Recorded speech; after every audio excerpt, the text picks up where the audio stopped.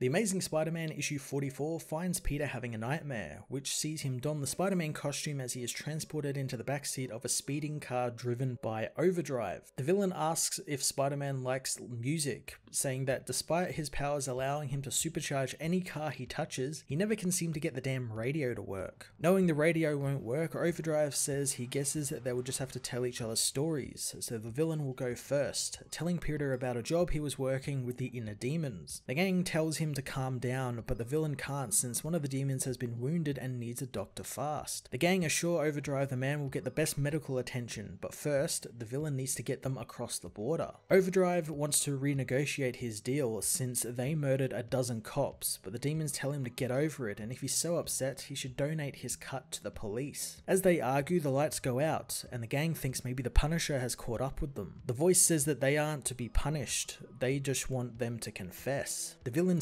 Sin Eater appears, promising to cleanse Overdrive, but it's too late for the gang, using his powers to conjure up the physical manifestation of the gang's sins, which reveals that they were planning on killing Overdrive and the others once they escape the border. The Sin attacks them, killing the masked men, as in the present, Overdrive says he wished it was the Punisher. Sin Eater tells him that he has to be cleansed. Overdrive appreciates the offer, but escapes the building with a supercharged aeroplane made from a $20 bill. Escaping the building, he finds a car and using it to escape the area. He tells Spider-Man that he put the pedal to the floor and didn't look back, but everywhere he went, Sin Eater was there, and every time he tried getting a faster vehicle like a boat or helicopter, Sin Eater was waiting for him. Overdrive reveals that he's been driving for 3 days and 3 nights, but he doesn't know how long his powers will hold out. He says that he never wanted to get hurt, but since he's been running for so long, he's beginning to think if it would be a good idea to let Sin Eater catch him. Overdrive, however, knows that he's not the one the villain is really after, as the car is smashed apart by Sin Eater, who takes aim with his shotgun at Spider-Man, firing on the hero. Peter is jolted awake by the nightmare,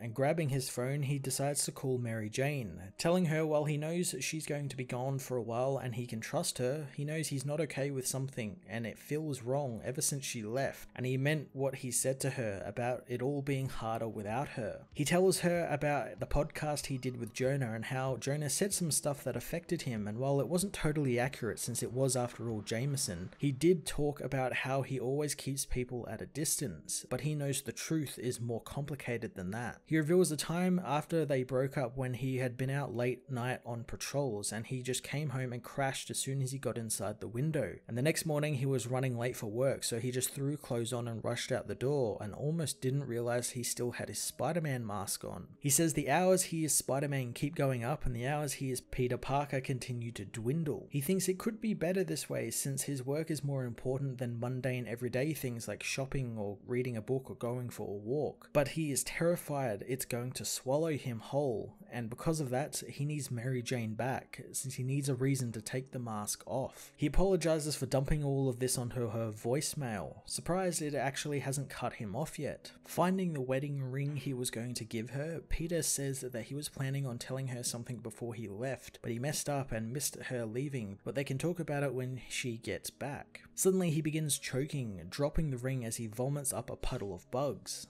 falling over as a voice says that he is dying. Kindred says that everyone starts to feel cold when they die, but he never experienced that. But then again, his situation was unique. He wants Peter to experience it so he understands how serious the villain is, and wanted him to know that there is no stopping it. Kindred slams his head into the ground, saying he's the one who's been keeping the hero up at night, but the real question Peter should be asking is what does he want? Peter is soon buried into the dirt, as Kindred is surprised to find that this wasn't as good as he thought it was going to be, since this is after all a dream. But out in the real world, he has something prepared, something truly sinister. The villain says that he is sorry it has to be like this, and he's sorry for the dirty tricks, since a dream within a dream is a real cheat. But if it's any consolation to Peter, it's not his dream, it's Mary Jane's.